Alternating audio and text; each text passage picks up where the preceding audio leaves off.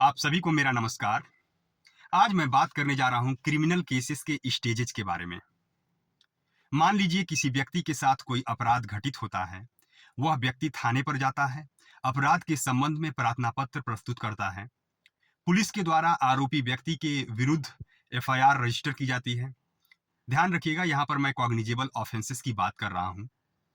FIR registration के पश्चात police investigation start करती है। इन्वेस्टिगेशन के दौरान एविडेंसेस कलेक्ट किया जाता है पुलिस के द्वारा। जब इन्वेस्टिगेशन कंप्लीट हो जाता है तो पुलिस कोर्ट में चार्जशीट सबमिट करती है। चार्जशीट सबमिट होने के पश्चात कोर्ट में फर्स्ट स्टेज कॉग्निजेंस का आता है। जुडिशियल मजिस्ट्रेट के द्वारा कॉग्निजेंस लिया जाता है। कॉग्निजेंस लेने का मतलब संज्ञान लेना। संज्ञान लेने का मतलब जुडिशियल मजिस्ट्रेट अपने जुडिशियल माइंड का प्रयोग करते हुए यह डिसाइड करते हैं कि इस मुकदमे में फर्दर प्रोसीडिंग करनी है या नहीं। जब कॉग्निजेंस ले लिया जाता है तो next stage issue of process का आता है। इशू ऑफ प्रोसेस का मतलब कि आरोपी व्यक्ति को कोर्ट समन के माध्यम से कोर्ट में अपीयर होने के लिए बुलाती है। आरोपी व्यक्ति कोर्ट में अपीयर होता है। इसके पश्चात डॉक्यूमेंट सप्लाई का स्टेज आता है।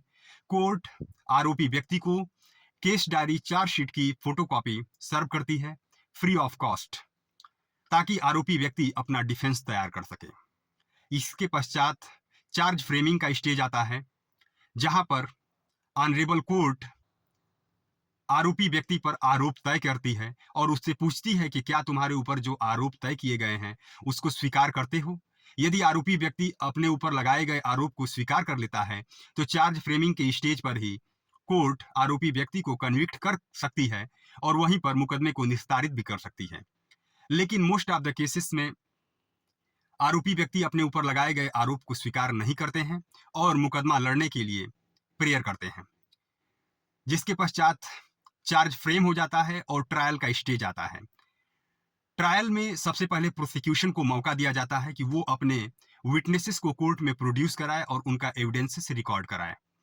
जब प्रोसिक्यूशन मीन्स जो पीड़ित पक्ष है उसके विटनेस कोर्ट में अपीयर होते हैं तो पहले उनका एग्जामिनेशन इन चीफ होता है। उसके पश्चात आरोपी के अधिवक्ता महोदय द्वारा क्रॉस एग्जामिनेशन किया जाता है। जरूरत पड़ने पर एपीओ महोदय या पब्लिक प्रोसिक्यूटर महोदय द्वारा री एग्जामिनेशन भी होता है। जब प्रोसिक्यूशन अपने सभी विटनेसेस को कोर्ट में प्रोड्यूस कराकर एविडेंसेस रिकॉर्ड करा लेती है, उसके पश्चात 313 सीआरपीसी का स्टेज आता है, जहां पर आरोपी व्यक्ति को मौका दिया जाता है कि वह प्रत्यक्ष रूप से कोर्ट के समक्ष अपनी सफाई दे सके। जब 313 सीआरपीसी का स्टेज कंप्लीट हो जाता है तो उसके बाद डिफेंस एविडेंस का स्टेज आता है। मींस आरोपी व्यक्ति के पक्ष को भी मौका दिया जाता है कि यदि उसके कोई विटनेस हो, कोई एविडेंस हो तो वो कोर्ट में प्रोड्यूस करा के उनका एविडेंस रिकॉर्ड करा सकता है। जब डिफेंस एविडेंस का स्टेज कंप्लीट हो जाता है तो फाइनल आर्गूमेंट का स्टेज आता है, जहां पर दोनों पक्षों के अधिवक्ता महोदय अपने अपने मुवक्किल के फेवर में दलीलें देते हैं।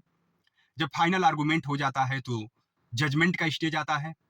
वहां पर ऑनरेबल कोर्ट जो भी एविडेंस ऑन रिकॉर्ड होता है उसके आधार पर और जो भी दोनों पक्षों के वकील साहब के जो दलीलें होते हैं उसके आधार पर और ऑनरेबल हाई कोर्ट और ऑनरेबल सुप्रीम कोर्ट के जो लैंडमार्क जजमेंट हैं उसके आधार पर जजमेंट डिलीवर करती है।